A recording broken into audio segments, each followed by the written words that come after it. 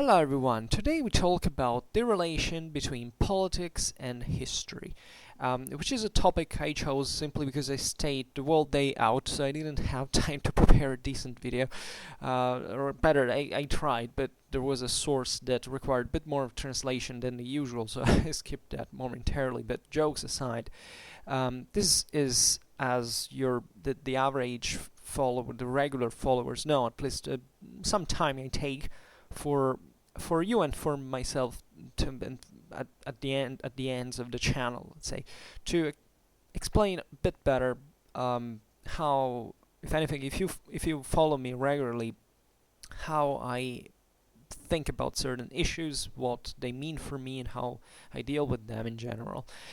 Because at the end of the day, we like talking about history, and of course, and I believe that most of my followers agree with this, there is no interest in, let's say, not in the meaning that history has for politics, but in trying to talk about politics through history, or better, through pushing. So, because we talk always about politics, obviously, if we study medieval history, as we do, we talk about this on this channel. We talk about medieval politics and so on. So not that politics, but let's say today's views of politics on history. And as you know, by this time, I tend to stay, away from every kind of political interest at this point on the channel, because it doesn't really make sense in my opinion. I mean, I believe that, and then we'll explain it now. History is a particularly serious matter, right? And really mixing it, and this is valid for many other subjects actually. With politics is really a disservice to whatever history truly is. And yet, I would like to dedicate this video to the realization that fundamentally it's impossible, at least, to be fully impartial, right? And it's not a matter of politics, of explicitated politics, right? It's a matter of that everything you say, even if you don't want it, because you genuinely don't want it, has actually a political impact of some sort. This is a very important realization. And I think that, I don't know what you think about it, but at least for me, it was never, it was not always like this, right? When I was younger, and consistently younger, I think I already had this idea that fundamentally, whichever thing you say in history is usually politically impacting in some way. But perhaps I thought about this because when I was younger, I was a bit more, not, I would say, interested in politics, but politicized. Like, I think everybody, because, younger people tend to be kind of more, extremist in their views, and it's normal. It's like how humans develop, how they are meant to even to develop as individuals in society, in the world, and so on. So then when you slow down a little bit and you age just that slight amount to make you talk about certain things, you realize really that things are very, very different. But this is really a problem because, we've just said that when we talk about history, we should be impartial. At least this is my opinion. And more of this later, because actually I figured out relatively recently, at least in 2 occasions, that this seems not to be a thing anymore. Like, when I created Schwerpunkt, one of my objectives, this still is actually, but I started realizing by starting this thing how difficult it is, was to simply not to talk about, not to, let's say, have any politically colored approach to history, right?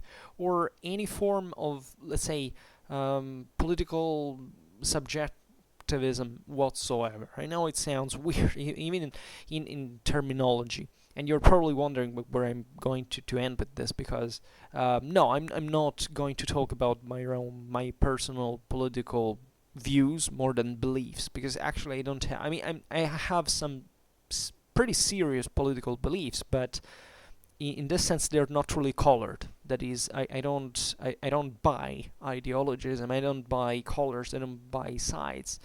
I surely do fit in one of the sides, depending on which standards you take.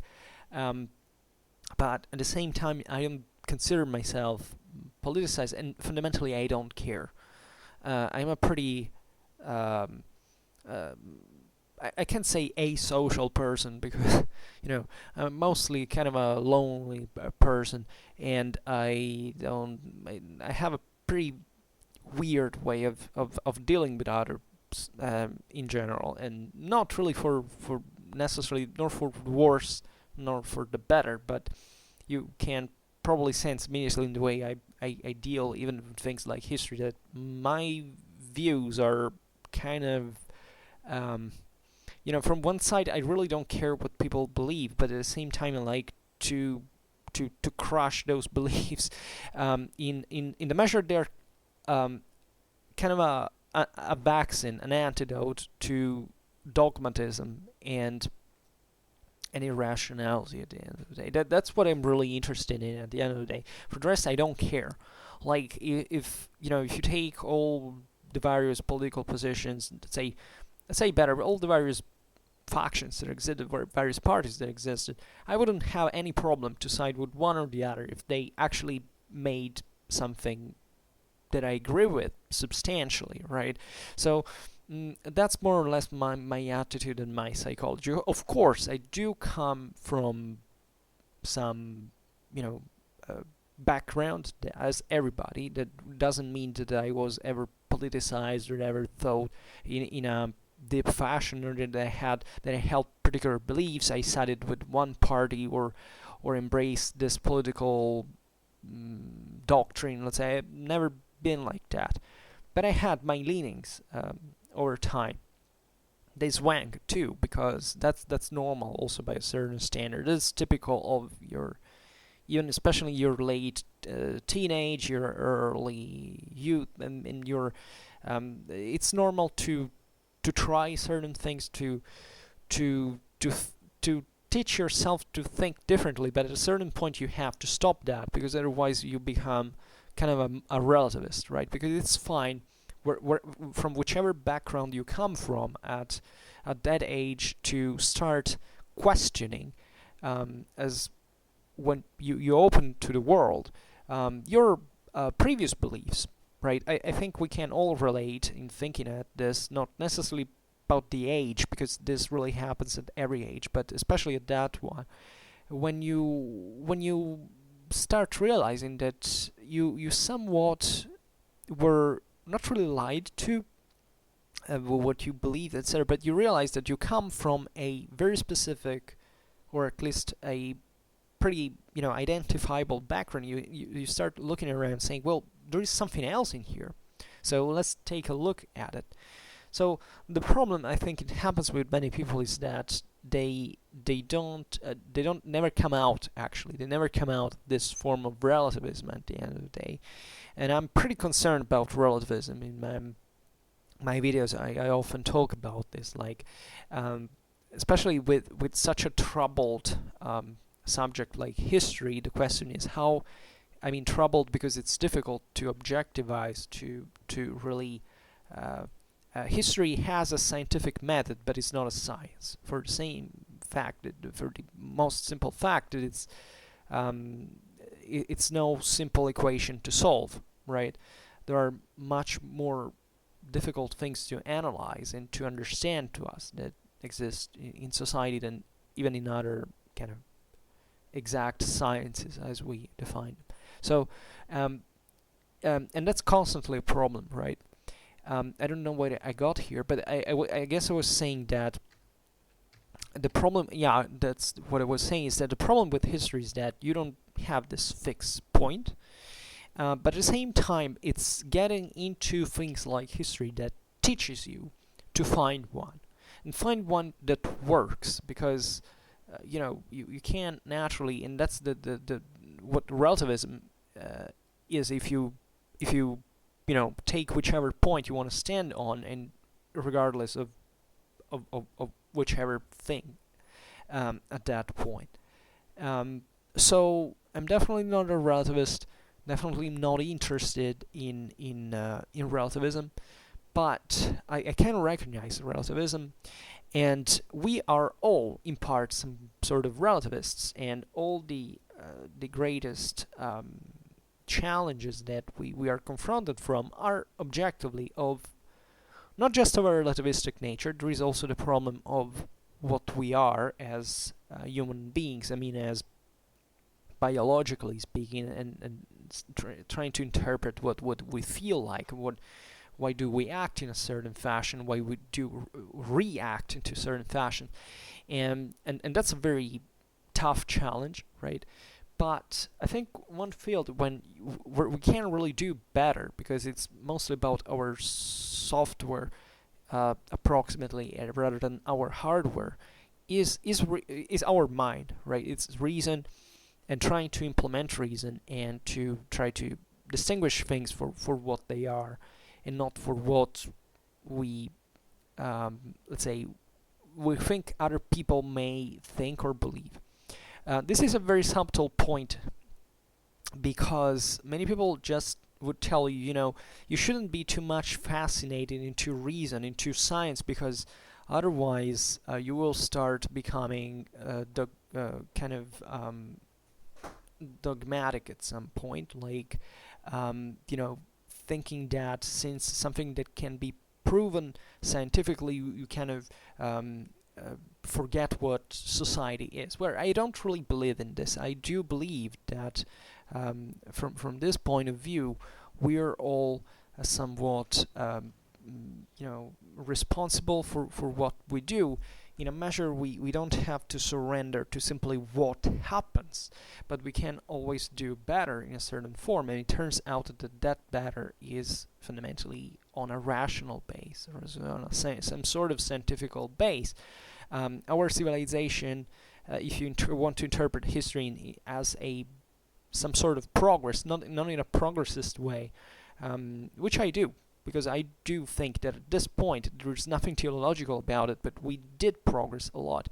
The major accomplishments and major achievements have been reached when we were able to detach ourselves from the hardware and starting thinking, well, not in I could phrase this better, telling the truth, because we always must be really tied to our hardware. We can't otherwise, unless you have extra sensorial experiences or whatsoever. But the point I was trying to make is that when you need to make a plane fly, well, that is not going to happen just by wishing, right? Wishing is important because at the end of the day, all we do is to wish for something better to change. But then there's the next step, which is really taking action and making things work and sorting problems out. Because otherwise it's just an emotionalist approach to life, like we wish that things changed and then we don't do anything about them. So, and I do believe that in fact human civilization stands exactly in here, but not in a progressist way. We'll never accept progressist vision of the world, because first of all it doesn't work like that, nor physically, nor in fact historically, etc. But civilization comes at a huge cost that I think it's worth, in let's say in principle, not in practice, because definitely we improved a big deal even through, I don't know, the slaughters of the massacres of the 20th century in a dramatic way. That was the century we speeded up the most, but evidently we paid it pretty bloodily, and I believe there is enough consensus to wish that those things had never happened. But it's a bit our damnation, if you want. That's if you look at many religions, many philosophies, etc., there is a worldwide, human-wide recognition that our civilization does come at a cost. Just think about original sin, and civilization has, in fact, this kind of neutral meaning. Like, that's why you shouldn't buy the myth of progress as such, because that's an ideology, that's an ism of some sort, which is definitely not healthy. You should take civilization as a mean to do things better, but in order to do things better, you have also to be able to preserve them, to preserve this knowledge and how to do it, always given that it's the right thing to do, because there are situations in which you have to readapt in a way that is more functional to that point. So it's just to make it simpler. That's why people were less literate in the early Middle Ages than, say, in the Roman Empire, because they needed at that point to be literate, to do something else that was more important given the conditions, and therefore it's not really a regression, right? But it's something that has to be contextualized and interpreted as such.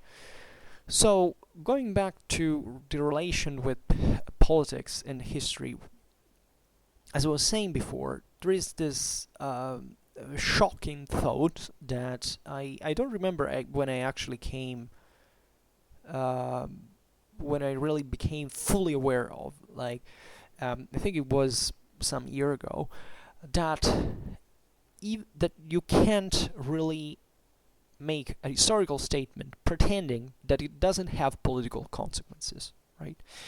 Even breathing has political consequences. So speaking your mind up for expressing an opinion, it's always going to be political. So the initial approach, I guess, is when you in fact are in the shell and you think, well, I have my political views, but I don't want to show them outside, right? Because I don't know, because I'm ashamed, because I fear to be attacked, or because simply I don't want to show something that I don't know, can create me problems somewhere, and pretty generic in here. Because we know that politics is pretty conflictual thing, and it's pretty damn easy to ideologize and stereotype and demonize, etc. So basically, and this is very interesting, because this is how humans effectively behave. Like, if you look at the world through the media or through, in fact, social networks, you realize it's as if people would tear each other's gut at an instant, right? You go in the street and you see people behaving more or less normally, let's say peacefully, right? So there is an obvious detachment, and this is also why social networks and this other means of communication are so fascinating, even for studying effectively human behavior, because we recognize that that we do act in different circumstances in a different way.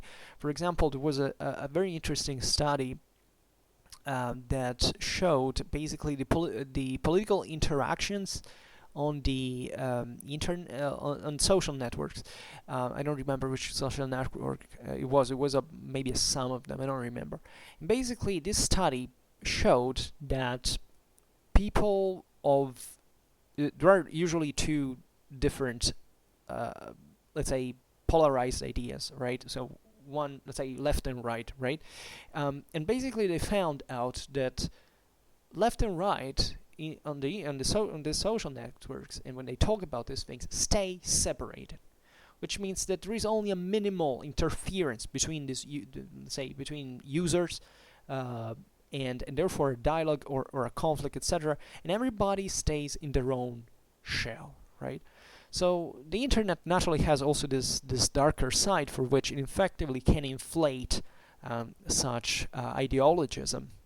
Right, because it's the problem of social the idea, for example, that there's this fairly posh idea, but that I kind of agree with, that in some mythical past, that can be like 20 years ago, like I don't know when, let's say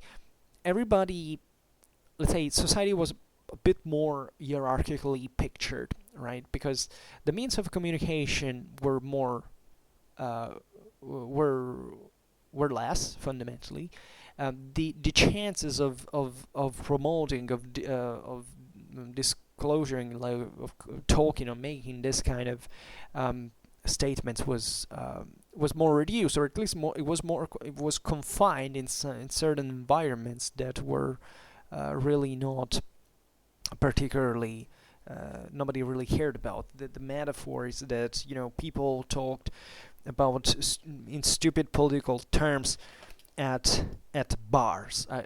There is this cliche, which is partly true, but personally, in bars I talked about, I don't know, military history too. So I don't think that really fitted. That's a bit of kind of an elitist sounding way of approaching the thing. And in fact, I do believe in part it is true. I mean, there is this dark side. There are pros and cons. The cons are definitely the fact that there is this lack of orientation in the degree of reliability of certain statements and the spread of this knowledge, right? But at the same time, this means arrived objectively for needs that our civilization had. The need of communicating, need to finally contact people from like far away and at every moment, like to be really free of communicating. So we tend to concentrate on the negative aspects of the story, but still, there's plenty of positive ones that we tend to forget about. And this is kind of normal too. Like, humans always complain about the present, right? That's also one of the reasons why we tend to praise the past and picture in it kind of a better time, which, as a matter of fact, it was not, because we are programmed biologically to forget about the harshness of the past, and unless it wasn't something particularly traumatic. But let's say the average nuisance that happened to us some time ago, we tend to forget about that because we need this to picture our current time worse, so that we can spur us to do better at the moment. And that's what basically keeps us alive, albeit consuming our strengths and so on, and aging and all that comes with that. But it's at the same time part of what keeps us alive, right? Because otherwise we would lack purpose, we would lack aim. So if we sense that things are going worse, that's what it's keeping us awake.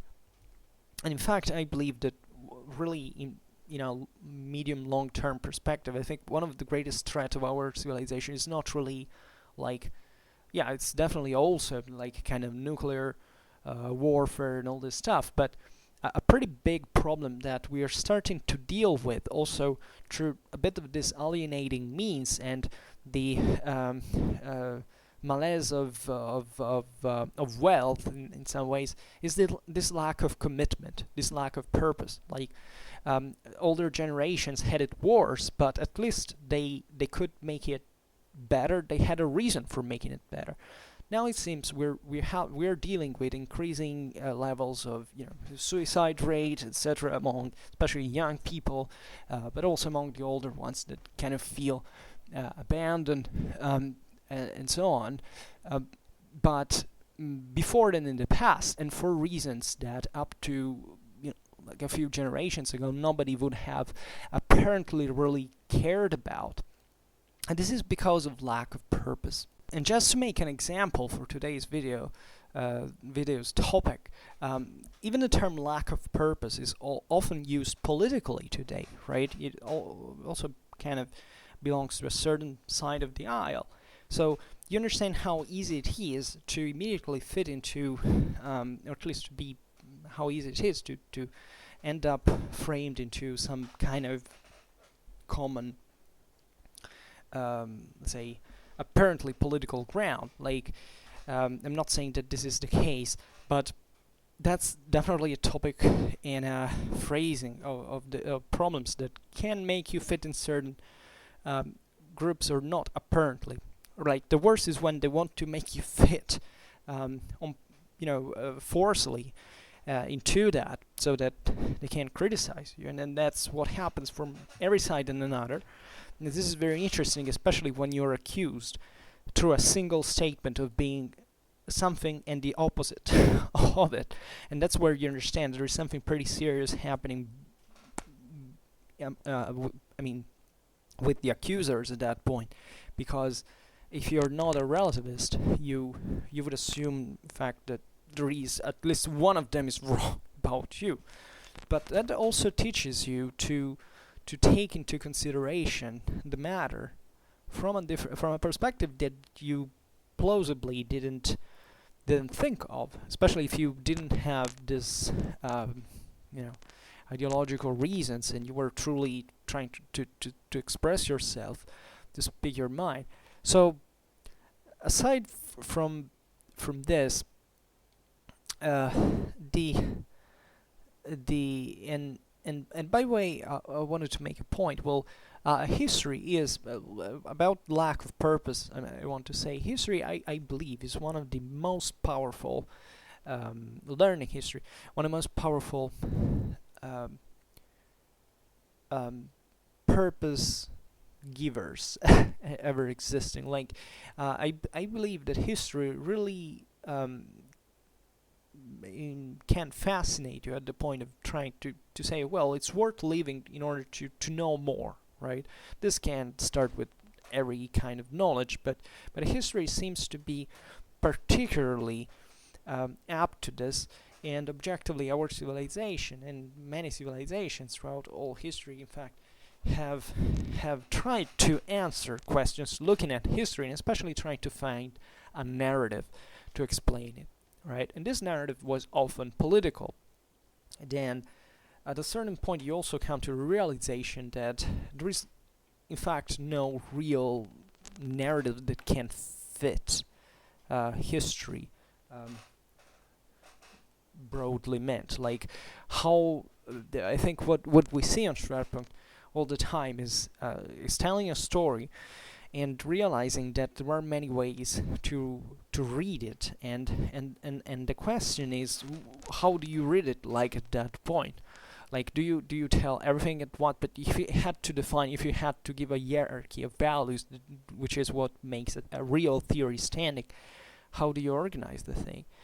But that's at the same in the same measure something that helps you to keep reasoning and to keep thinking and keeping you alive, keeping you awake, right? And because the more you know, by the way, the more your brain starts, formulating new original synthesis, and that amazes you, right? Because you start realizing that from the total mess, from the total chaos, you learn, you grow a huge amount. That's what really catches human mind. Human mind is not attracted by order. Human mind is attracted by disorder. We've seen it a lot. Even von Clausewitz tells it. You don't want to, everything like in order. You really want to get where the mess is. Like you want to put certain things in order to fix them and to live better. But then when you see other mess happening around, you're automatically attracted to that. And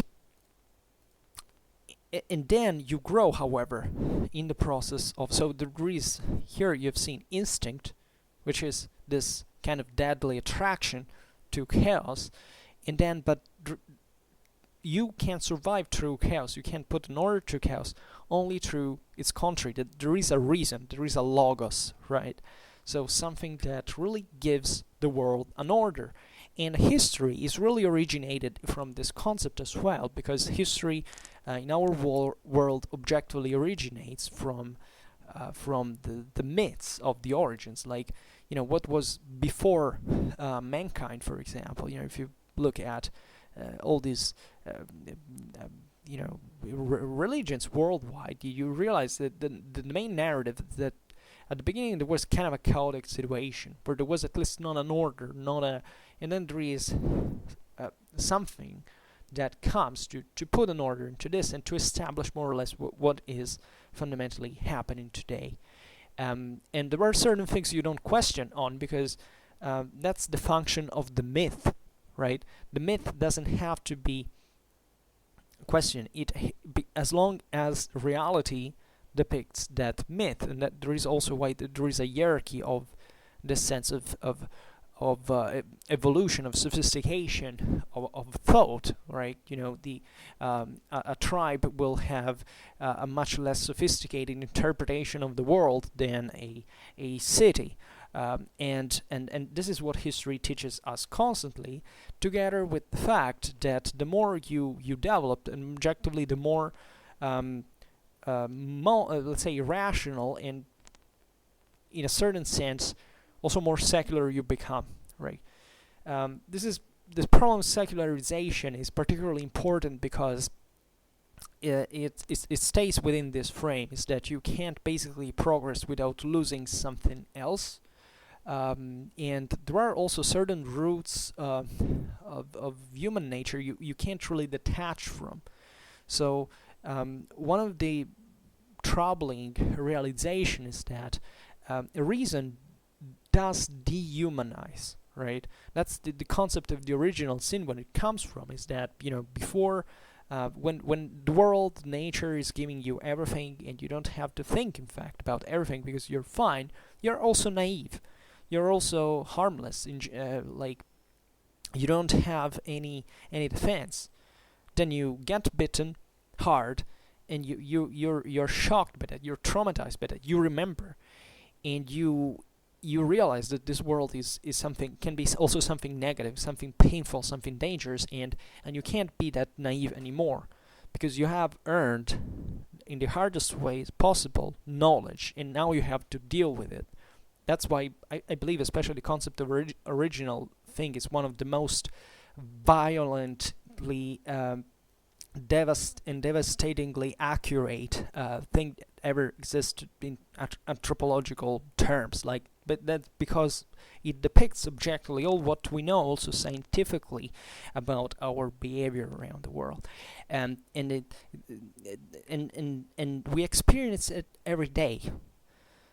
And that's also what history teaches you to look at, because if you are born, say, recently, in historical terms, let's say, you probably, chances are you live pretty damn well compared to lots of people who lived before you, and you also have, and this is also a consequence of the people who came before you.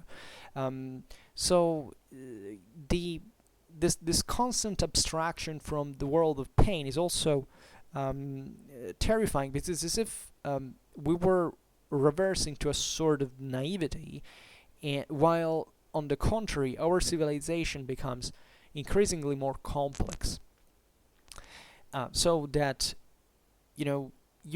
really don't want a naive person ruling, controlling something extremely complex or complicated. It also necessitates a pretty brutal awareness of how things can go wrong, right? So this is maybe controversial as a topic, but our challenges today is the lack of, let's say,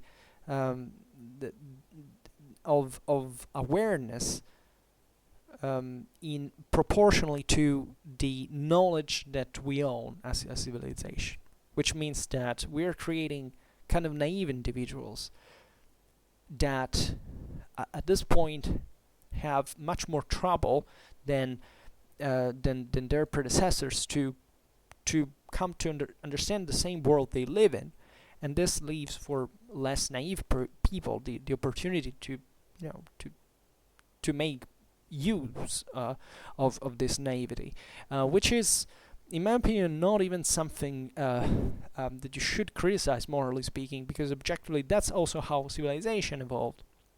And this is a reminder that civilization doesn't necessarily evolve through things like democracy or through things like peace, in fact. And if something that history has taught us pretty evidently is that the evolution of our societies the progress didn't absolutely reduce the destructive capabilities nor the combativity or the violence of our civilizations. So be aware of this, because if you raise a kid, or you have this, you have to know this, you have to be aware of it, you have to be responsible. Another problem we all have is that we're lacking there is a dramatic lack of responsibility. Everybody wants everything immediately without earning it, as if civilization was the casual consequence of nothing, and you had no responsibility to even know about it in the first place. That's why people who do not know history are irresponsible and do not understand, and you can't cope with them, because it's their lack of knowledge. It's not the fact that they are rooted, that they are ideologically perverted. Like, that can happen easily with naive people, but that's as long as they remain ignorant, not because they have a solid knowledge or understanding of what they presume to know, right? But at the same time, that's exactly why they are so easy to exploit. And this is really not a theoretical speculation. I mean, this is literally how our societies work, like how economy works, how the market works. There is in economics we has far surpassed the concept of the Homo economicus, that is the man that basically makes only exclusively rational choices. Advertisements in all economy is all based largely on human irrationality, and let's say, how can we trick this person to let him or her believe that we are the good ones, that we can offer this thing, whichever it is, that is a political option, a product, or whatever, right? A movie, and just that's still a product. Everything is a product at the end of the day.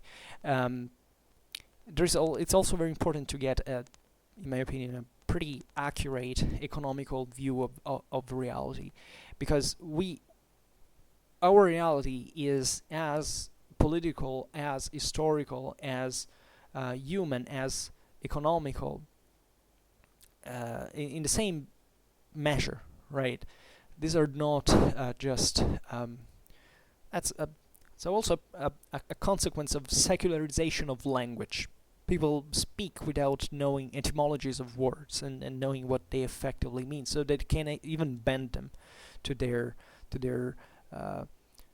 use and consumption. It's dramatically easy. There are certain beautiful, most of our words, our most beautiful words come in this sense from either Greek or Latin. They have this very neutral, specific and concrete and deep and semantically shaded meaning that is distorted ideologically. Like, this word now means this, and if you don't accept it, you can't even use it, because otherwise you're automatically political, ideologized. That's the trick that happens a lot, really a lot. So that taking over language is definitely a very powerful way of dealing with the thing. And you can't do that as long as people are ignorant, because a person who cannot dominate its own language, its own words, doesn't know its deepest meaning. He doesn't have resistance, doesn't have an intellectual resistance, doesn't have backbone, doesn't have anything. So the initial realization, we started from this, that as long as you stay in the shell, fundamentally, you presume you can have a barrier between you and the world. That is, in other words, a pretty naive conception that in fact happens often to young people, that you can have a world of your own in a world out there, right? And the two things are radically different. Like, one is a fantasy world, one is the real world. And the sad thing about it's beautiful to have a fantasy world. I also had when I was a kid, really. And I still have, and we all have by a certain degree, but the seriously messed up thing comes when you pretend that reality can bend to the fantasy.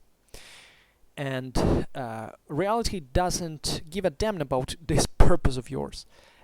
It will destroy you uh, without even asking you. So, and that's the true meaning of reality. That at the end of the day, we can embellish our way we look at the world, but reality is going to happen anyway. For example, we are all going to die. And how do you reconcile with this? How do you reconcile with the fact that we're all irreversibly aging, or that we seem to have a particularly you know, limited chances and possibilities and capabilities, right? And we know much worse than this, much worse than this, and yet we hang on. So this can happen if you, in this mess, you try to give a meaning to it. And as long as you don't understand history, or you don't look at history, you can't create this point on which to stand. Now, in a certain way, history is a way of making civilization. And it's not a surprise that certain historiographies, historically speaking, originated among certain peoples, or among certain areas of the world, because those were areas that had undergone certain, that had the preconditions for making that as fertile ground to make those ideas grow and develop, right? Today we will not talk specifically about this. We will maybe do it on another occasion, on a dedicated video on Schwerpunkt, like on the origins of our historiography, that is at the end of the day, you know, a direct consequence. Like, okay, let's skip this, but let's say that it originated somewhere, basically took over the entire world's view today, independently from which country you come from at this point, as many other things, by the way. And history really does make civilization. It's not a surprise that history starts with the Persian invasion of Greece, right? That's one of the most dramatic things you can imagine. Your country being invaded, your population being, you know, obviously it's bit more complicated than that, but that's exactly where the niche where history develops, where things get complicated, where things get controversial. That's why people who interpret history dichotomically speaking, admittedly do not know history. Like, there is not, it's an implicit admission of ignorance. Like, that's why every simplistic assessment about history is a proof of historical illiteracy, and we all do.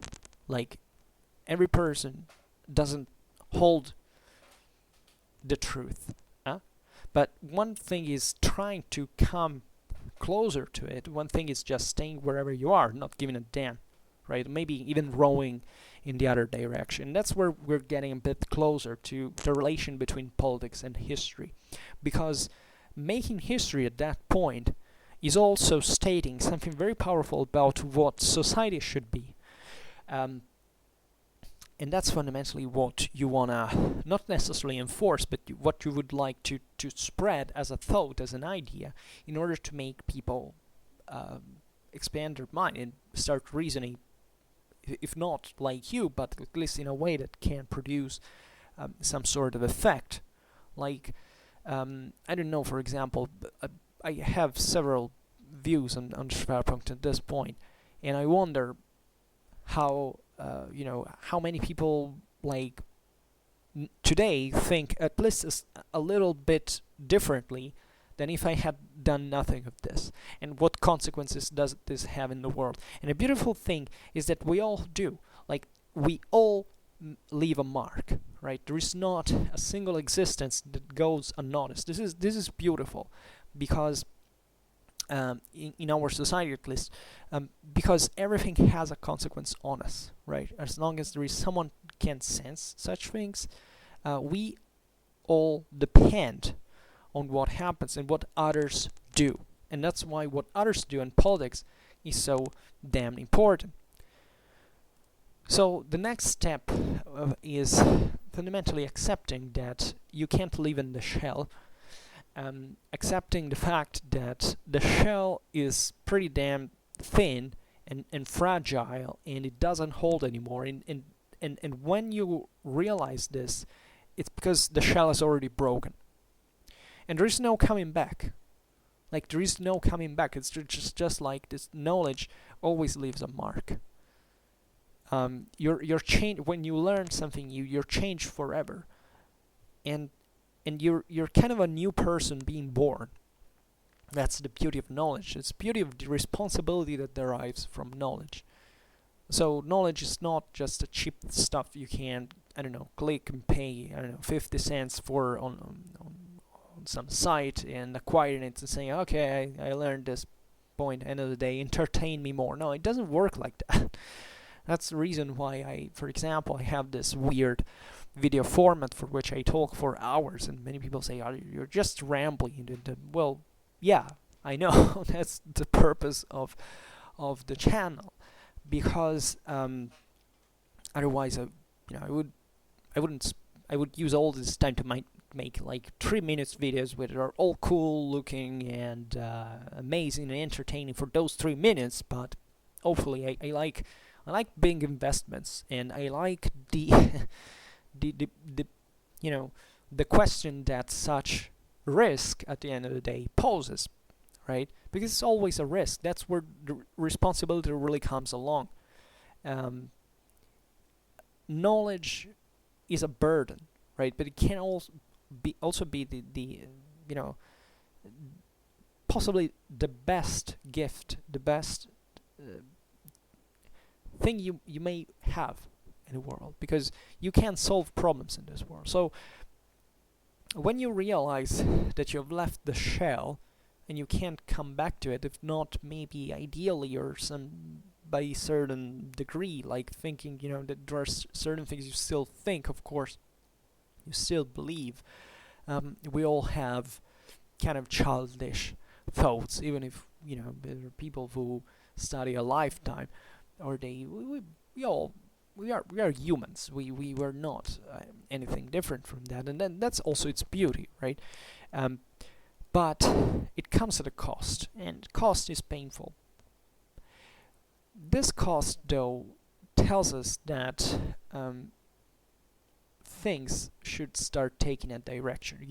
The first problem when you leave the shell is that for example, you're out there in the open. There's not a shape, a volume that contains you. There is no fixed point, apparently. That's when you start challenging yourself and saying, well, I thought this. Is this true?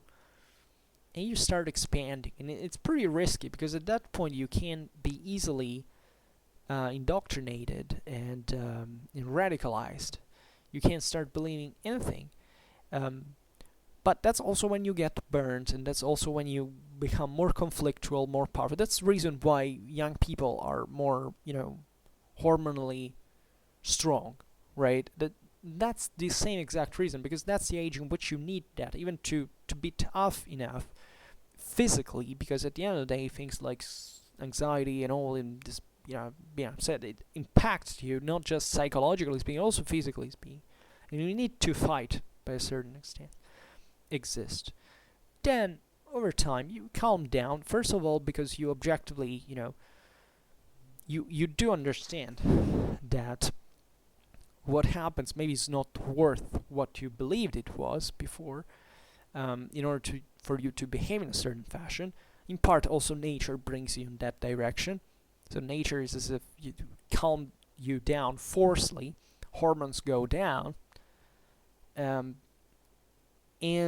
you start hopefully thinking more. That's all what being mature should mean anyway. The idea that you have seen a certain amount of stuff so that you can recollect, you can build something on this, right? And it's often dramatically poor what the average person achieves in this regards. Like it's not easy to get the right direction. Sometimes we need, and most of the times, I believe, we need people, wiser people, hopefully, that tell us that what we should do. Also, there's a big difference between being wise, being intelligent. Hopefully, they should be both, but it's rarely so. And it's at that point when you should be able to use your own compass to distinguish, to discriminate on the base of your experience, and to become more coherent. That's where you should hopefully surpass relativism, and starting believing something that evidently um, derives from your subjective experience, but by a certain degree is part of every, of human experience at large. So this doesn't mean that you become political the more you grow old, but there is a kind of a side effect of this story, is that at a certain point you sclerotize, right? Many people sometimes come back to what they believed before. This often happens because it's very rare, by the way, to really fully leave the shell, especially if certain beliefs are really so constitutive of your experience. Like when you're a child, you're structured also in there to remain impressed with certain knowledge, with certain experience that you're not gonna let go so easily. Those are crucial years of everybody's development, and that's why also many problems, relatively to, unfortunately, many people really are. Like 1/3 of the world suffers of mental illnesses of some form, right? Wherever you want to call them, but it's a reality. We all deal with someone who, what's an illness anyway? In this, especially in psychiatry, the problem is it's very big. Like there is all, just like in other subjects, this problem of defining what is normality, because at this point we don't talk about it anymore, rightfully anymore.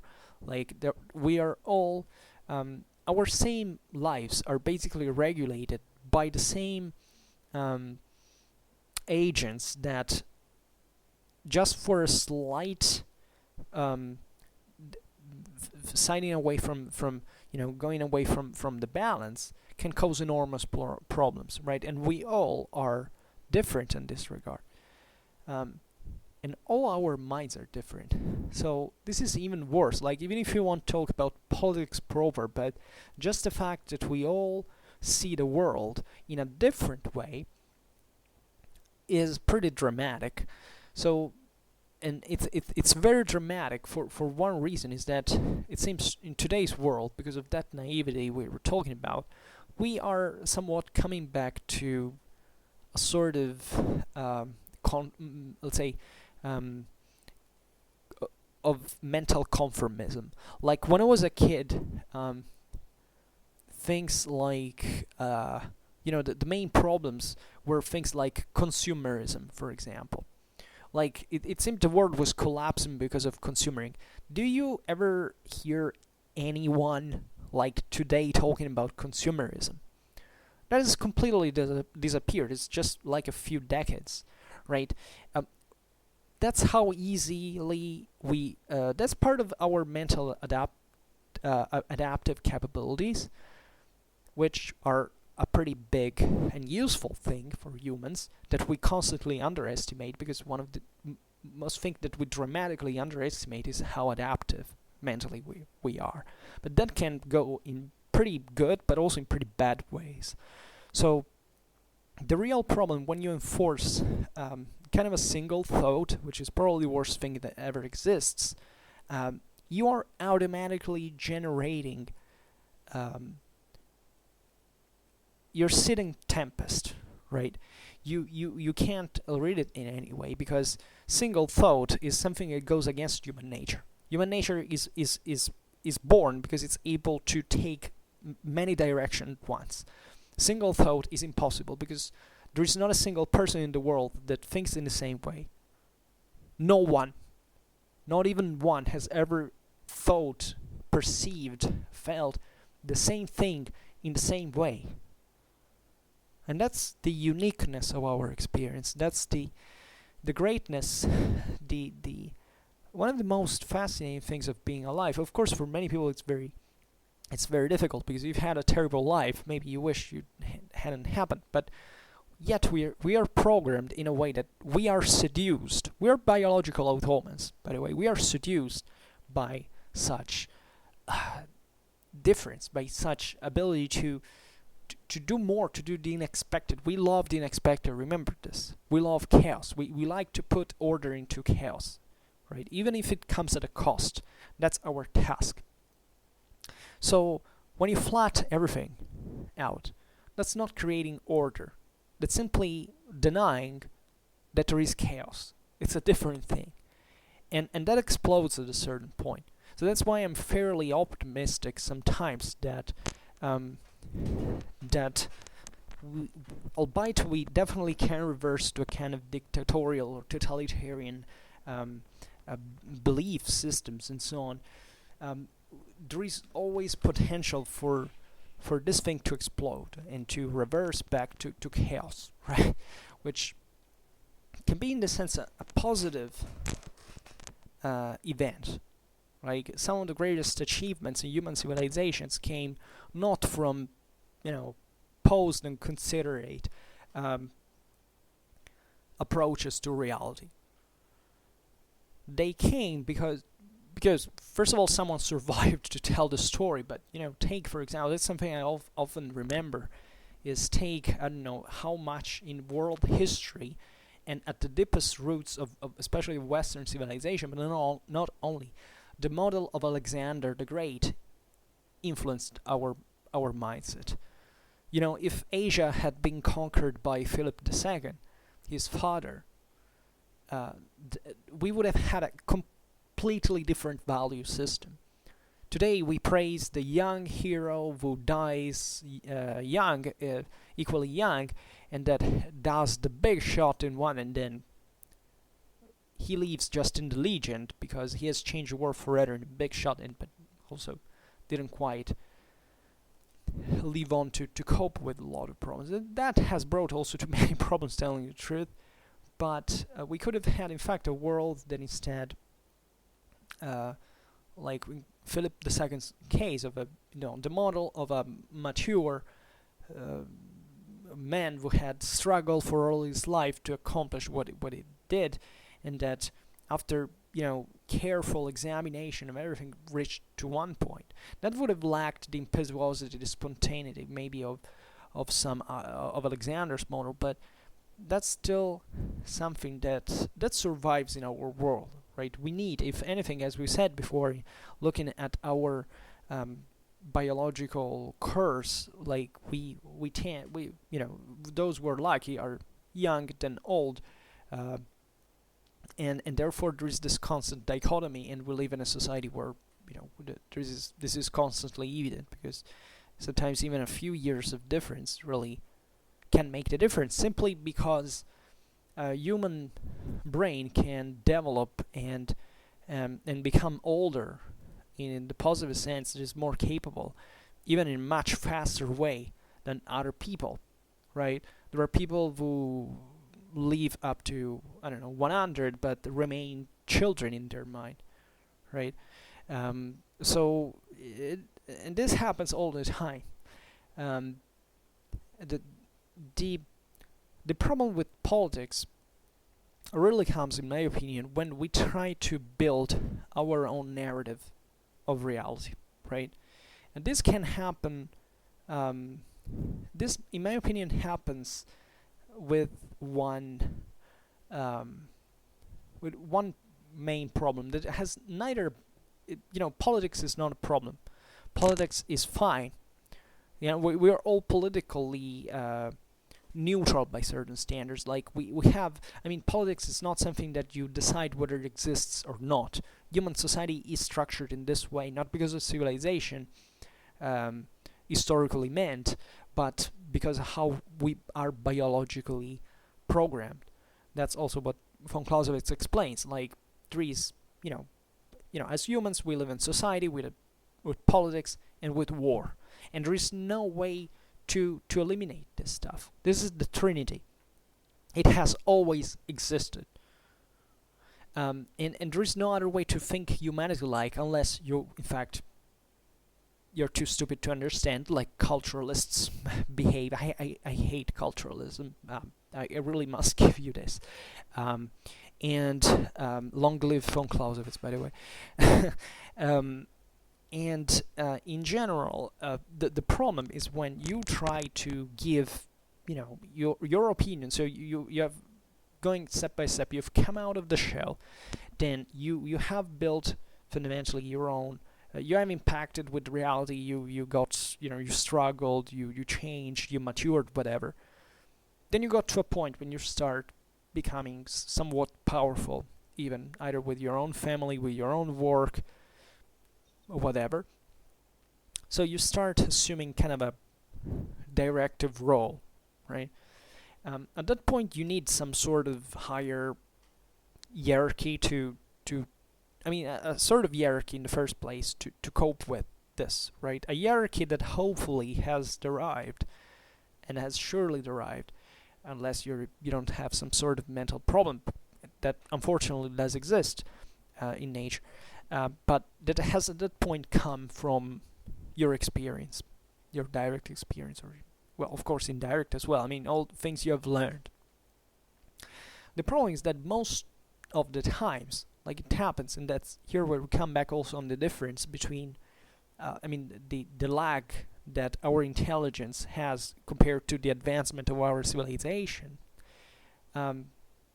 has weak basis, has fragile basis, right? Maybe it's never really gotten out of the shell in the first place by a disturbing measure. People are still irrational. People are still dogmatic. They're still they do not know how to manage their own aggressiveness or their own agreeableness. There is always a balance, right? Sometimes I'm very, very Aristotelian, must tell you, and they start exercising their power. And at that point, they have an influence, right? An influence that, as we have seen, is always present, but at this point becomes more important. If anything, people grow older to vote, for example, to have children, to work, to reach to the top in careers, and so on. So this is an important problem.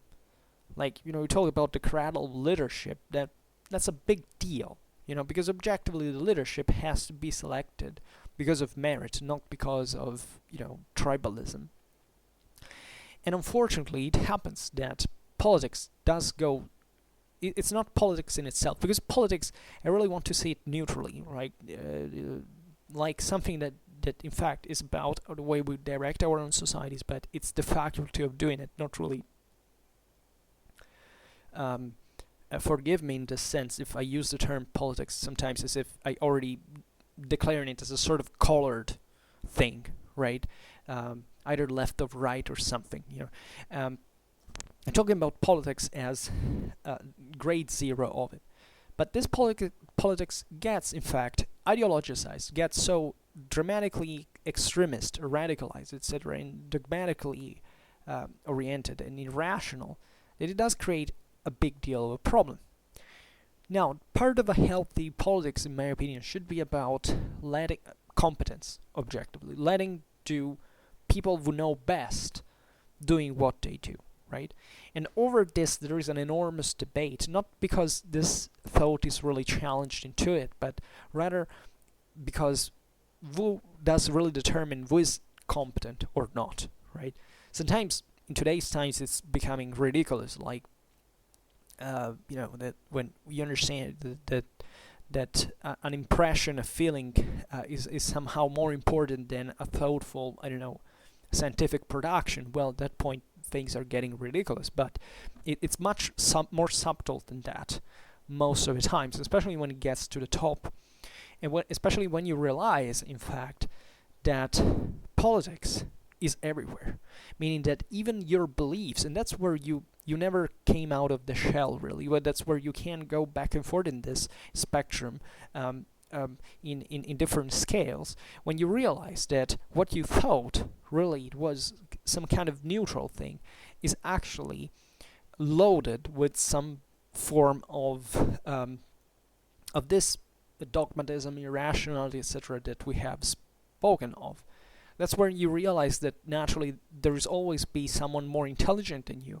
That's when you realize that you've done a mistake and you're living your life in a way that if you had known before, you have done differently, and you maybe have even regrets, and you fear, and you're disappointed, and much worse. Some people are kind of well built, morally speaking. They can't sustain heavy blows and going on. Many people get crushed in the struggle. And that's where casualties can get pretty serious, because they can be very dramatic outcomes. So that's the realization. One of the most mature stages of, I believe, of your intellectual development is realizing, in fact, that everything you say has this false, which means, in other words, that you are aware that there is no point of arrival, right? Now, there is a very important step in here that is often done, and that is the dangerous one. That I believe that here we really come into the relation between politics and history. And history, because we talk about history, but can be whatever thing. The problem is when you're told, essentially, that because of this realization, this degree of irrationality, dogmatism, subjectivism is okay, like is allowed, is acceptable, whatever case is, it is. What does this mean? Well, that's where I really come with two examples I was hinting at before. It happened to me recently. One happened to me, like, I don't care, well, now it's not important, but a few years ago, very few years ago, there was a journalist. He's kind of famous in my country, who I respected, like, generally. Not that I got particularly never got particularly interested into journalism. I also grew old with certain kind of, prejudices towards journalists, but in fact I want to be objective in here, and I do appreciate a lot of journalists, actually, but it's becoming increasingly more difficult, like for all the rest of the human population, by the way.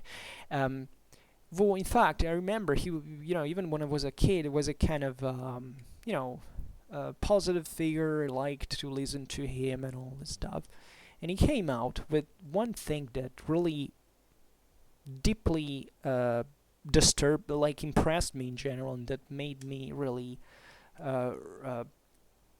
really thoughtful about this whole issue. Is that he said something like this, that people should, and obviously I don't like this person anymore, if anything, maybe humanly with certain standards, but who cares at the end of the day.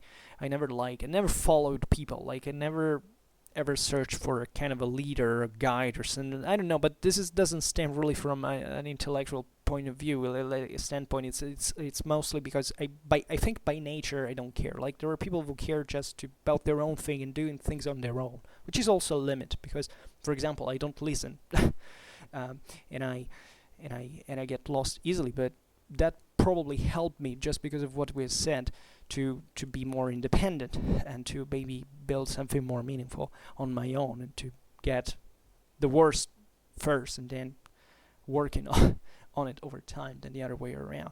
Well, this guy basically said something like, because he was being accused, like in any political debate, of being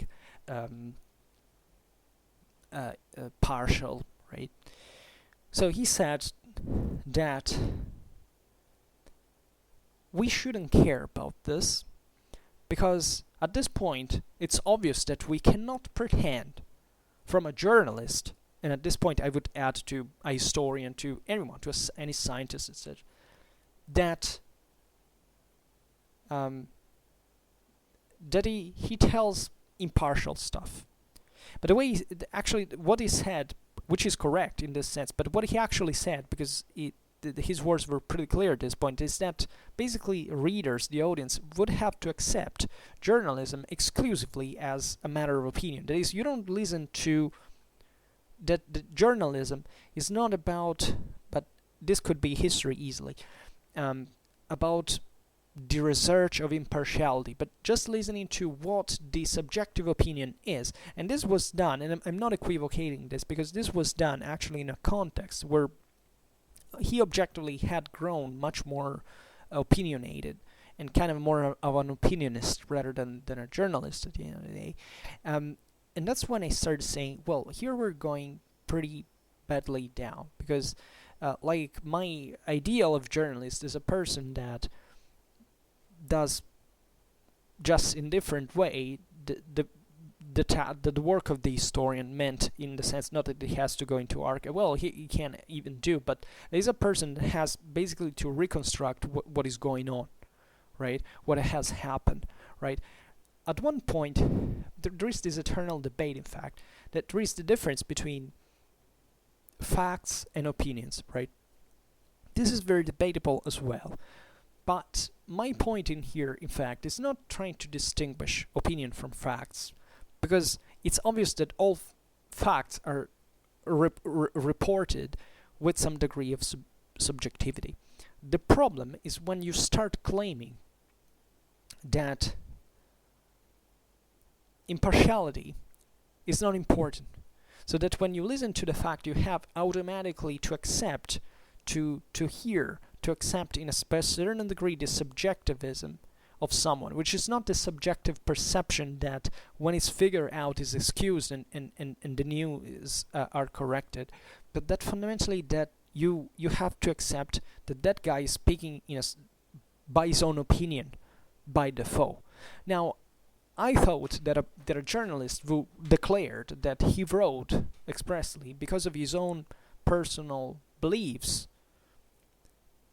was kind of a maybe honest but non-trustworthy person, that when in terms of his news, right?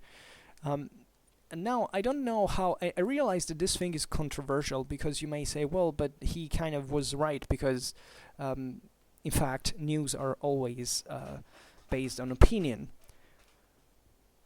Well, in that context, it was a bit more than that. It was accepting that not only they are, but it's fine that they are. Not that we should reduce that to a minimum, but that we should accept the fact that at this point, informing people is a matter of telling your own story. And this thing impressed me mostly because I realized at one point that there is in fact no clear watershed between the two things. And that's where really seriously put me on alert. I also had recently a positive discussion actually, with a person who, I was sharing a news about, I don't tell you now, but it was something about the accepting basically politics in history. Like, to me, like with journalism, we can, people are kind of more acquainted to the idea that the journalist is usually either paid by someone for saying something or has a personal interest or whatsoever.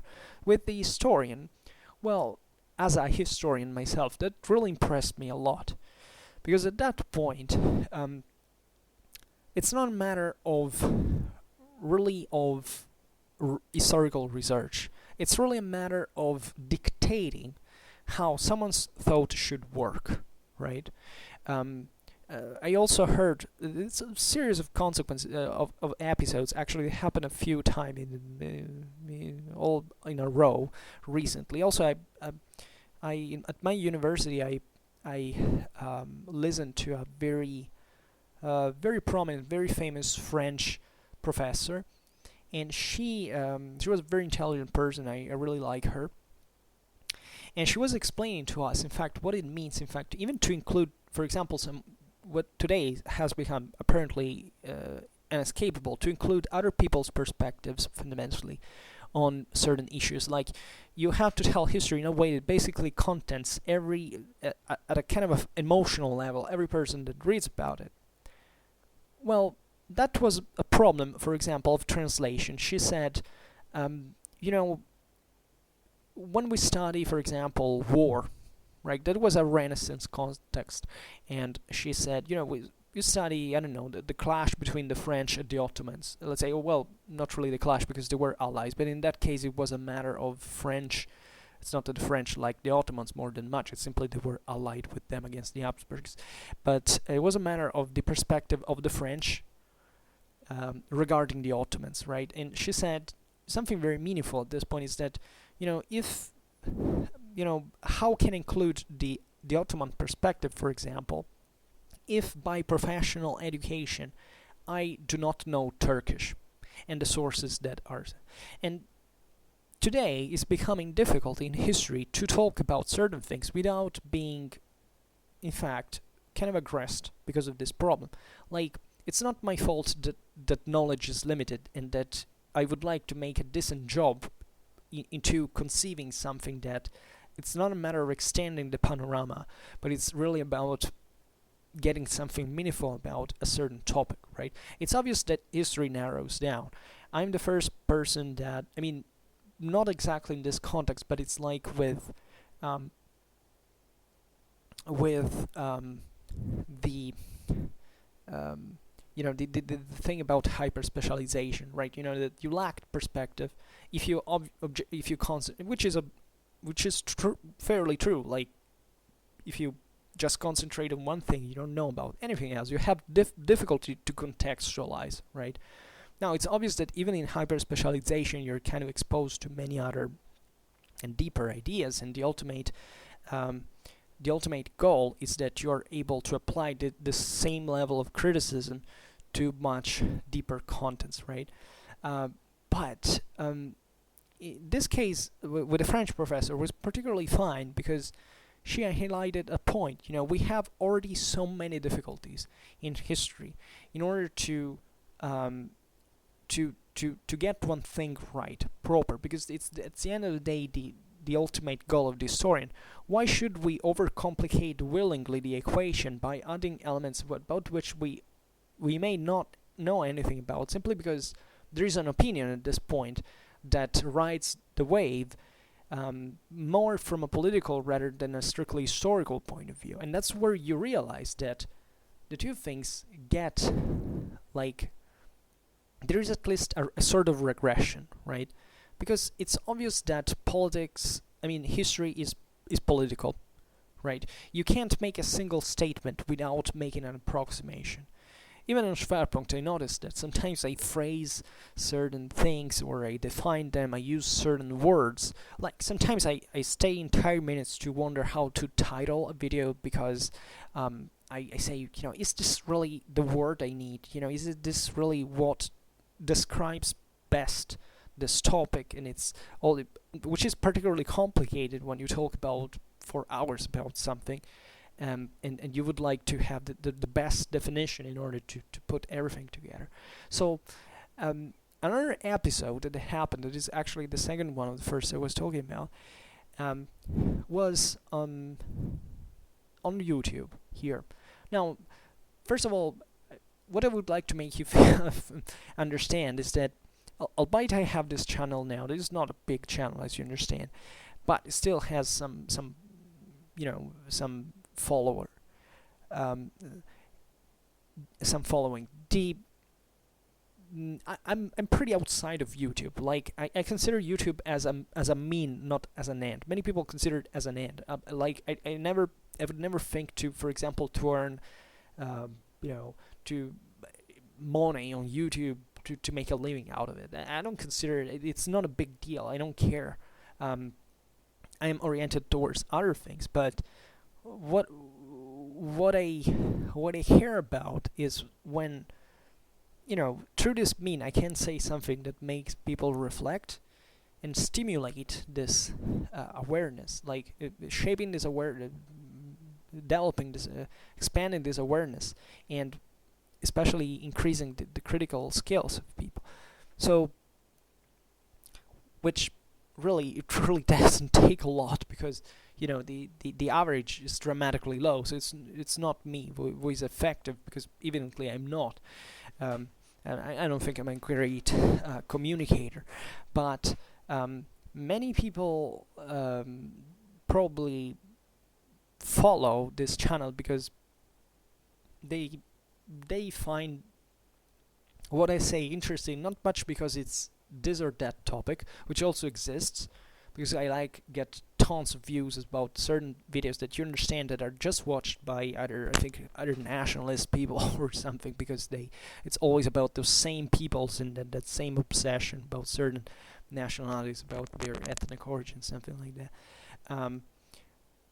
But because I can't say something that is new, it's kind of shedding light on this path of, you know, I don't know, self improvement, like for expanding views, which is very easy because, you know, human mind is it works very effectively. You know, if once you learn something, you don't just it doesn't just sediment there, quantitatively speaking. It expands. Yeah, it's like a reaction in which it's as if new matter was generated by the crossing of new matter, which is extraordinary. Just our brain can do this. It's amazing, right? So it's dramatically easy for a person to hear something in 3 minutes that changes his life forever, for example. So that's why I hope that talking for hours and hours every day, maybe I get those 3 minutes, right? So it's not maybe a qualitative strategy, maybe a quantitative one that just calculate the ratio, whichever you like. But so just and this to mitigate a little bit the example of the journalist, because I realized that it is kind of more debatable. Because, by the way, one problem with journalism is that point is you could say, you know, let's try to regulate freedom of expression, right? Because at the end of the day, that's the point. You know, if you really want information to be something kind of scientifical, you should make a mess in our legal codes and everything. Like, how do you really regulate this? And this is the new frontier, by the way, of fake news or misinformation in general. Being presented with information that maybe in itself is actually innocuous, is harmless, but that is presented, for example, in a fashion that makes you feel in a certain way. Just check it in your media. Like, I believe from a country whose media are still fairly, acceptable in forms and content. Let's say at least compared to what is happening in many other countries in the world. But you can sense this, like, that it's not much about the information, which is generally very poor but very superficial, maybe correct, but also not being deep can make a big deal of difference. Because remember, you've dumbed people down. At that point, how can you regulate, for example, those journalists to write something deeper? They say, well, if people want to listen to me, they will do it. If you want to write something simpler, just create your own medium. Yeah, okay, but not really everybody can do that, and there are certain media are very, very powerful. So they can really make a lot of difference just through these things that, who can come to criticize legally a medium if it says, just for the way it presents the news, maybe just even the way it locates them on the page, like the big one at the top, like the other small ones at the bottom. How can you regulate that legally? And yet, that makes a huge difference. A difference that today nobody seems to talk about, but I think that in a few decades we will all be hopefully about this stuff, because we will have recognized the impact that such way of presenting things is. But at the same time, the problem is not over, because media in this sense are differentiating, polarizing exactly in the same way. So you get that thing and the opposite of it. Usually it's unbalanced, but it's as if the whole problem is becoming universal at this point. And people start reasoning on that base, right? If you basically just listen to them and nothing else, you don't read, you don't listen to other people, you don't read, you're done for. Because the big trick, always remember, it's not about the wrong information. The the problem is about the type of information, or whether that information exists or not. It's that simple, because your brain revolves only about things that it knows. If if certain information is hidden or put in second place, you don't see it as a consequence. You simply don't know that it exists. And obviously, most media do not cover what should be, kind of a decent knowledge about our own world, right? There is books for that, and especially academic books and scientific works for that. But who does read them, and what's the consequence of this? That's the real problem. But getting finally in the last example, and that's really what makes me feel about certain things, is that I found a YouTube channel by chance. I don't even know how and why, because usually I don't watch YouTube myself. And it was, now I will not enter into the details, because it was a history channel. History. Well, now I tell you which kind of history. And it was basically, it was also for a very specific country, so it was actually it was about a particular group. I'll be as generic as I can. So it was a very kind of ideologically oriented political group, ideological group, let's put it in these terms, which is fine, because I personally think that we should all be free to express ourselves. I mean, as long as you don't use that platform to go say, just go kill that person, well, that should be stopped legally. But we should all talk about even things that are obviously false or wrong, without risking a big deal. Also because, if things are really so extreme and bad, chances are that your whole society will, great part of society will be against you for it. So as humans, we have a pretty damn effective way to balance extremism on a certain level. Now, what was it? That this YouTube channel was, by the way, very, very, let's say, accomplished, at least in terms of views. It was not one of those fancy YouTube channels about, people who really care also about the equality of the content. It was basically a channel that was designed, and I read this through the comments at least, but I expected it by the same nature of the contents. They were partly also historical, largely historical, supporting that ideology. And that interpretation of history at the end of the day. Because there was one person among the comments, but I'm sorry I can't tell you what it was about, but it was really, far from any democratic kind of, you know what I'm talking about. It was nothing, it was not definitely politically correct, if you really want to put it in this terms.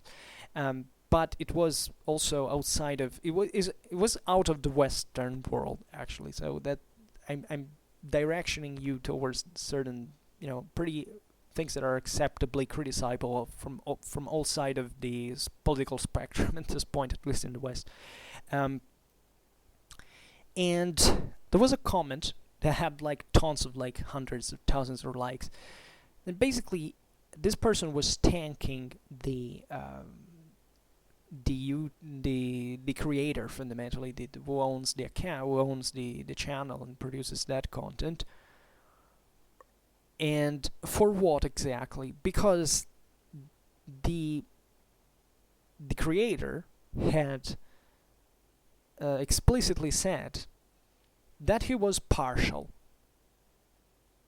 So now this was a channel about history, in which the person was telling history. So this is the ultimate frontier of how certain things are going. Maybe it's always been there, but at least I come from a cultural background from which it's kind of absurd that these things can happen in a reasonable mind. That self-proclaimed him partial and supportive of this ideology, for telling history in a biased way. In fact, this person in the contents the really cool thing about it that fascinated me deeply is that he was aware that this was biased content, because he was explicitly right saying it. He says, it's obvious that this thing is partial, but at least this person, says, he wrote something like this. At least this person says that he's partial, and whoever wants to watch this because he's partial can enjoy this. And this person was evidently one of them. So this was extremely cool in my opinion. I mean, it's seriously wrong actually, but it made me reflect on what many people evidently care about, especially in that context, because there were thousands and thousands, even probably hundreds of thousands.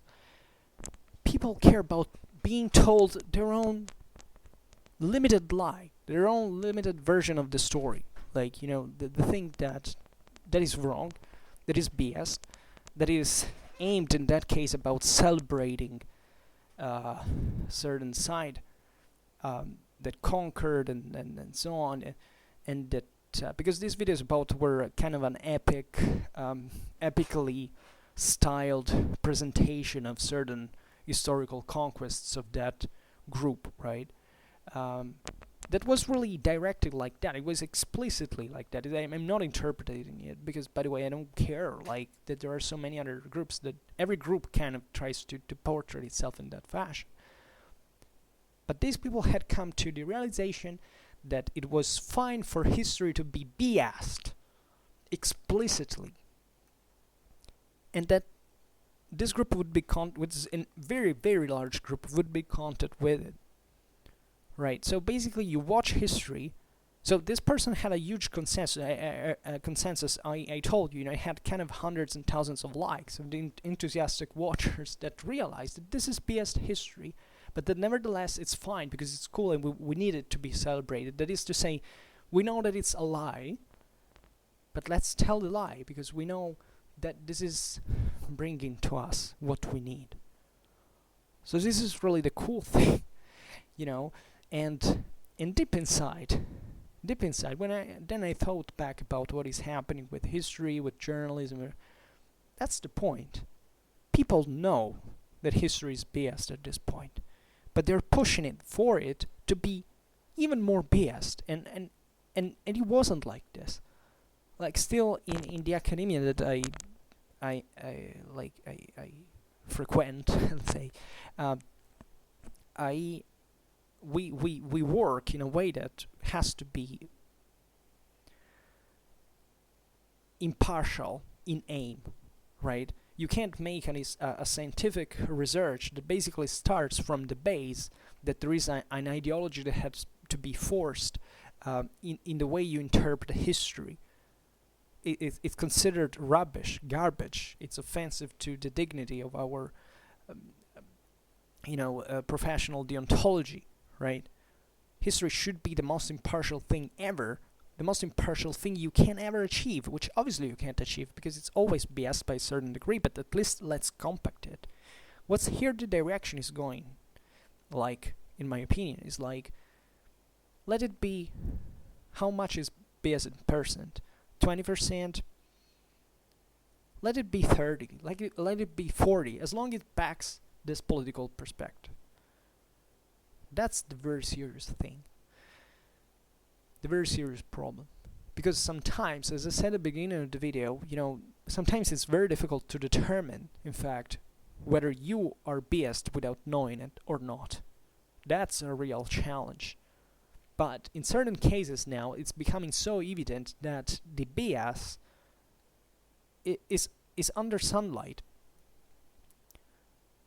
It comes out freely, like saying, okay, we have to do this now because, objectivity is not a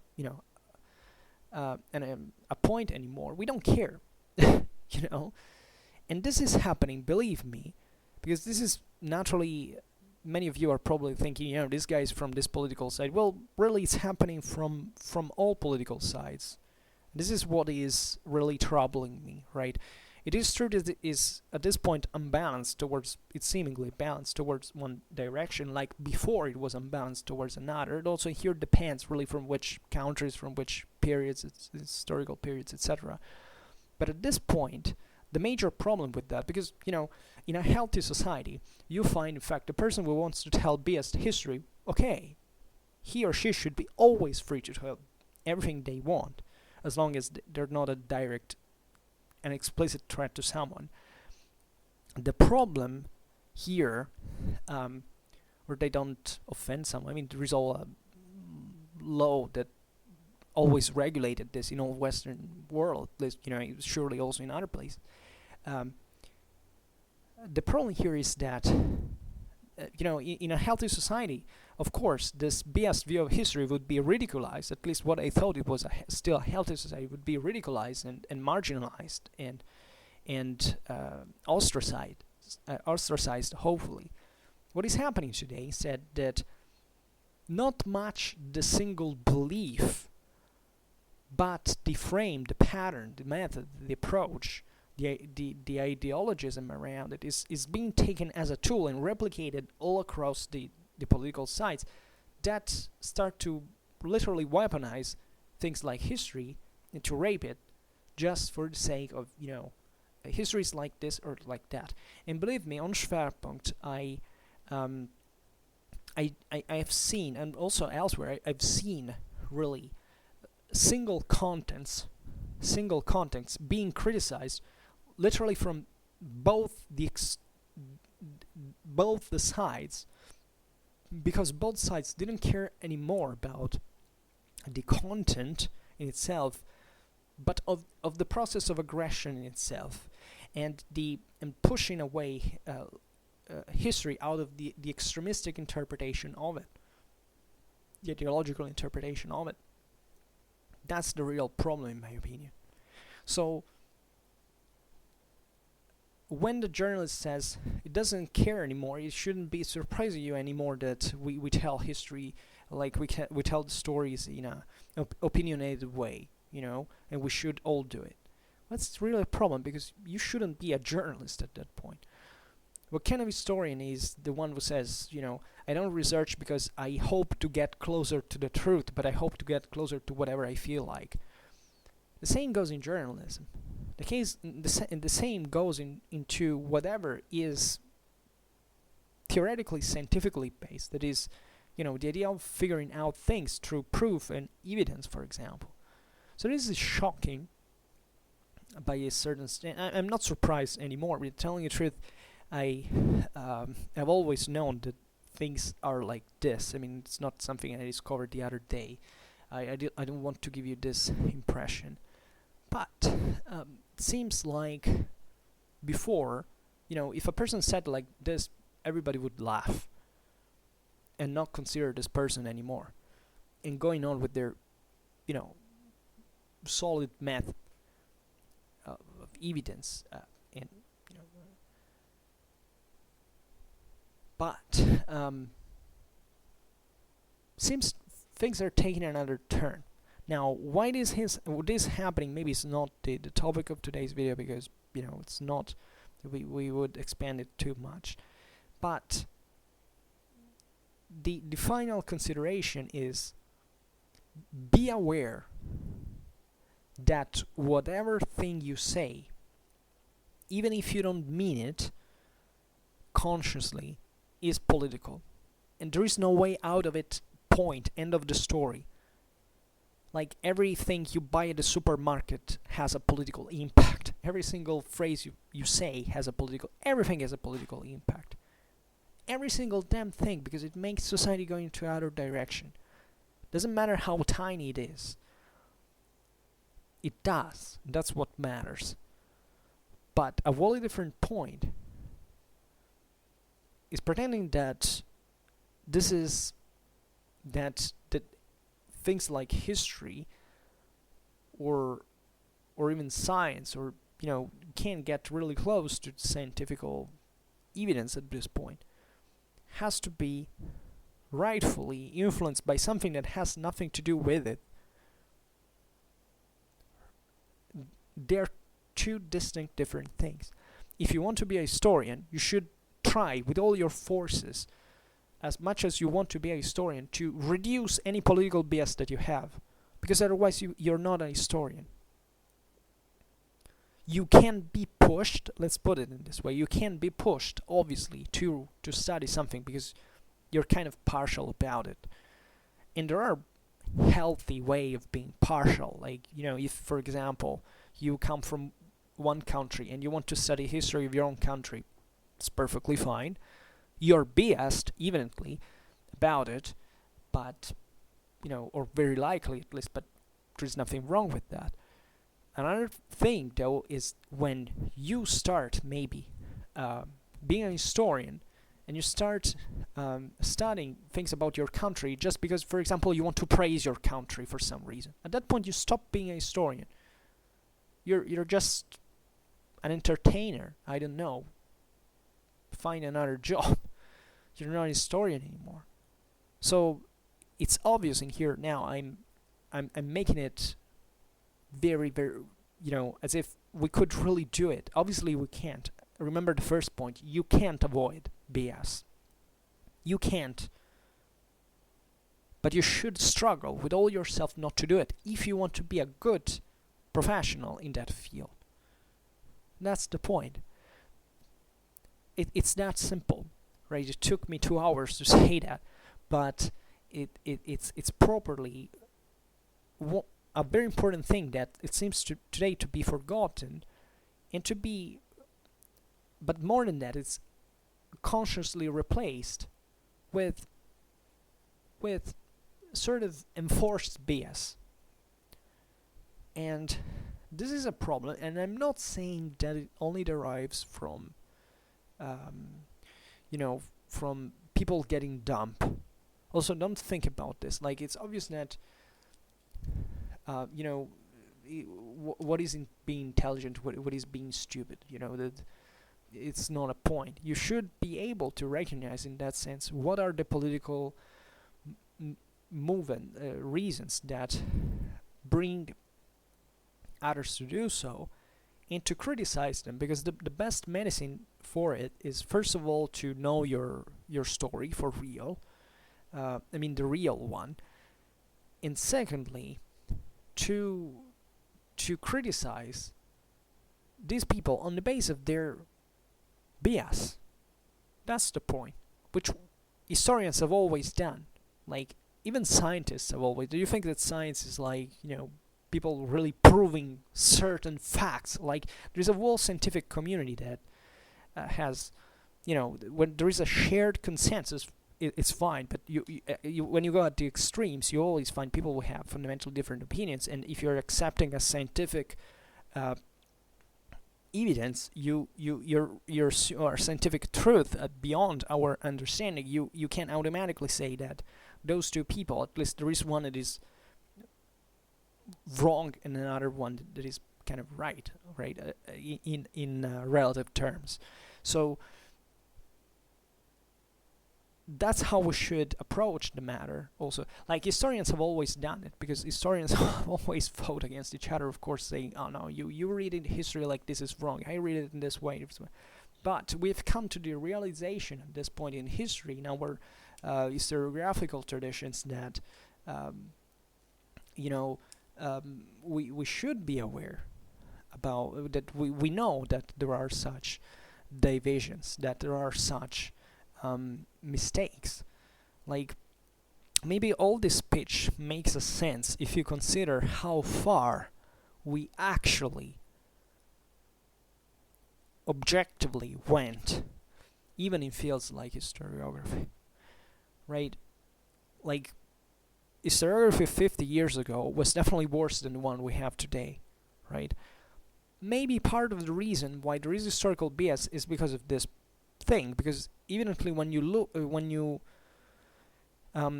lose a central standpoint, you tend to search for others, right? I personally come from a field in which, in a kind of a academic historiographical tradition, let's say, in which, say, things have gone sensibly better. um, not everywhere has been that. And just also don't think that academia, for example, is the place where people actually research, and that's all about knowing about the truth. But the academia also works with floats on a lot of money, a lot of interests. So that's also why there is so much BS out there, because at that point it's not about the subject, it's about politics and how those things are managed, right? It's a real problem. Like, there's certain countries that are really tearing their academias apart because there is an evident political and social problem behind it, whichever side you want to take. But you can identify the problem. This is, I believe, the right way you should frame such ideas, because you, at the end of the day, it's all about the ability to transcend your own BS, to go at a level where you can still remember about it, but being able to detach it, to be aware of the separation, of the possibility of reasoning in part with by reducing your BS and pursuing that direction, continuing in that direction. That's, in my opinion, very, very important, because otherwise it's, what do we do anything for? And there is a big problem of lack of purpose, of course. These things could definitely happen in many other historical periods, but those brought to an improvement. Is this all a trick?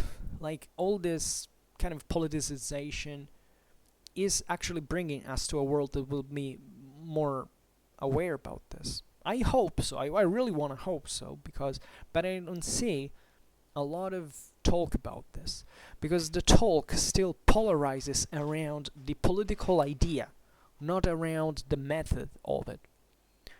So at this point in 2019, we should be largely aware, I think our governments, our politicians are aware of them, but it doesn't seem that popular culture has got this, right? Popular culture seems just to follow the trend, the fashion, and just chooses this simplistic division, like saying, oh well, I lean either left or either right, and that's it, basically.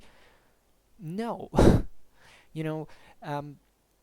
Because if you do so, you've stopped to fight, you've stopped to struggle for a better understanding. And what can you get from it? How can you benefit from it? You stop. Always remember that if you want to be a historian, there is no end. It doesn't end by taking a 3 years or a 5 years degree and saying, I'm a historian. That's not what a historian is. A historian researches throughout her own life. Always, forever, without any condition. Without any condition. Whoever wants to put conditions on you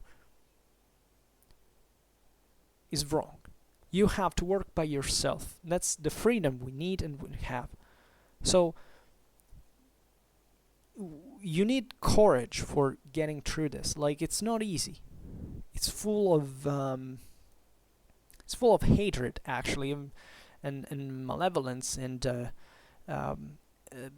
but it's still worth it, because if you give up to it, basically you give up for thinking about it in this way. You give up for a lot of other people that cannot educate themselves without you, and we will succumb together with your will to go on, right?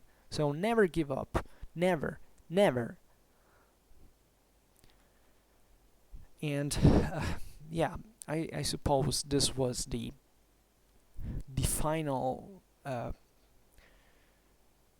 moral, say, of this story, that it's a pretty,